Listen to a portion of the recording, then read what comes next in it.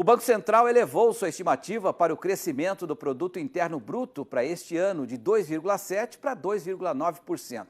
Para 2023, o BC manteve a expectativa de crescimento do PIB em 1%. Os dados fazem parte do relatório trimestral de inflação divulgado hoje pela autarquia. Segundo o Banco Central, as alterações em relação às previsões apresentadas no relatório anterior de setembro foram bastante influenciadas pelo resultado do PIB do terceiro trimestre de 2022, inclusive pela queda de quase 1% na agropecuária. Abrindo aqui pelo lado da oferta, você vê que tem um aumento na parte de serviços, uma redução na agropecuária, que eu comentei aí dessa surpresa na agropecuária do terceiro tri, e indústria também caindo um pouco, queda em todos os setores, tirando construção, tá, nessa revisão.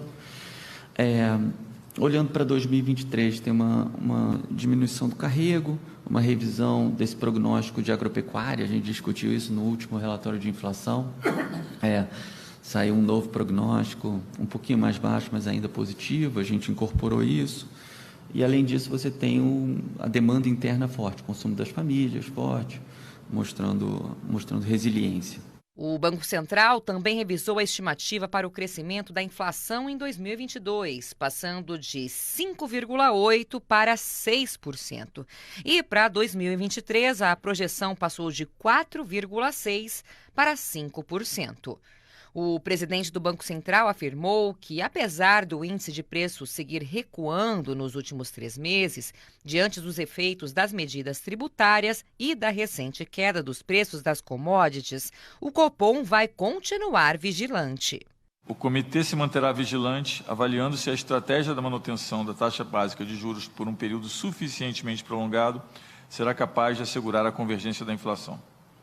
O comitê reforça que irá perseverar até que se consolide não apenas o processo de desinflação, como também a ancoragem das expectativas em torno de suas metas. O comitê enfatiza que os passos futuros da política monetária poderão ser ajustados e não hesitará em retornar ao ciclo de ajustes, caso o processo de desinflação não transcorra como esperado. Durante essa coletiva, do presidente do Banco Central, Roberto Campos Neto, ele comentou o encontro que teve com um diálogo com o futuro ministro da Fazenda, Fernando Haddad, e sobre o processo de transição. Em relação à primeira transição, eu acho que é uma novidade para todo mundo, né? Eu acho até que o ministro Haddad comentou que é a primeira vez que o ministro entra e não indica, né, ou não participa da indicação de um presidente do Banco Central. Também é a primeira vez que um Banco Central entra num governo novo com um presidente que não foi indicado pelo presidente que tomou posse. Então, eu acho que é um pouco de essa transição é um experimento e é um teste, né, para o sistema, mas eu acho que, se a gente olhar o que aconteceu ao longo do processo eleitoral, a autonomia serviu, né, como um ganho institucional, como um atenuante de volatilidade no processo. Eu acho que um ponto que foi mencionado, que eu acho que foi uma conversa, inclusive, que eu tive com o ministro Haddad, que a gente, em política monetária, a gente aprende que, se a gente comunicar bem, a gente pode fazer menos e ter mais potência, porque a comunicação, ela tem esse canal de eficiência. E cada vez mais a gente vê que no fiscal isso também é verdade. Se você comunicar bem o que você está fazendo, de tal forma que os agentes econômicos entendam como vai se dar o processo de convergência da dívida, às vezes você pode gastar um pouquinho mais com menos efeito de credibilidade. Em relação à PEC, eu acho que é importante pensar em trajetória de dívida. A gente está vendo um componente, mas, primeiro, não foi aprovado ainda, e, segundo, tem outros componentes que precisam ser analisados, né? A parte de receita vai voltar à desoneração, não vai?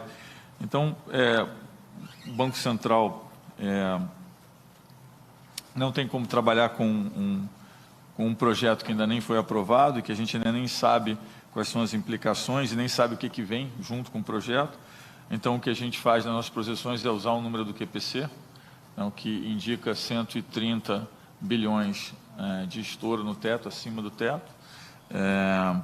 E a gente vai usar, o que sair do projeto como uma variável, entendendo que não é só a parte de despesa, né, que nós entendemos que virão outras coisas junto com a PEC.